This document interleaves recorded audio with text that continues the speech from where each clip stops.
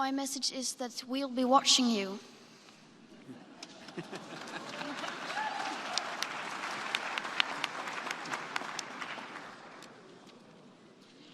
This is all wrong. I shouldn't be up here. I should be back in school on the other side of the ocean. Yet you all come to us young people for hope. How dare you? You have stolen my dreams and my childhood with your empty words, and yet I'm one of the lucky ones. People are suffering, people are dying, entire ecosystems are collapsing. We are in the beginning of a mass extinction, and all you can talk about is money and fairy tales of eternal economic growth. How dare you?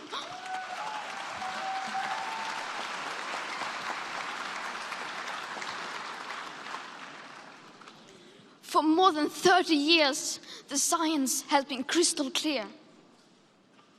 How dare you continue to look away and come here saying that you're doing enough when the politics and solutions needed are still nowhere in sight?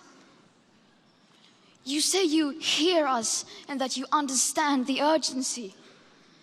But no matter how sad and angry I am, I do not want to believe that. Because if you really understood the situation and still kept on failing to act, then you would be evil, and that I refuse to believe.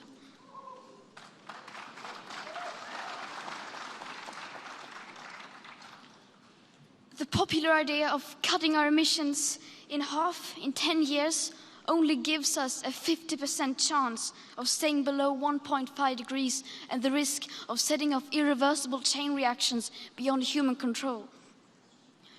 50% may be acceptable to you, but those numbers do not include tipping points, most feedback loops, additional warming hidden by toxic air pollution, or the aspects of equity and climate justice.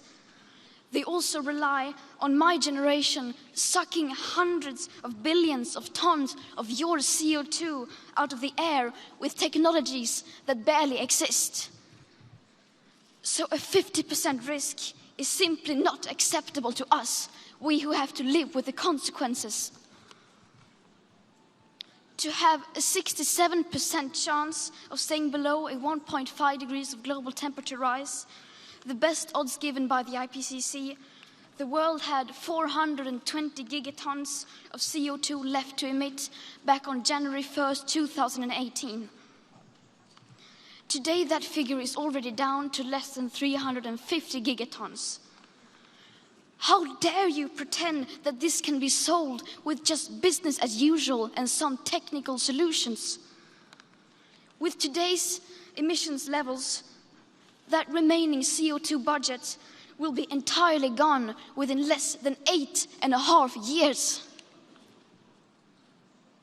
There will not be any solutions or plans presented in line with these figures here today, because these numbers are too uncomfortable and you are still not mature enough to tell it like it is. You are failing us. But the young people are starting to understand your betrayal. The eyes of all future generations are upon you. And if you choose to fail us, I say we will never forgive you.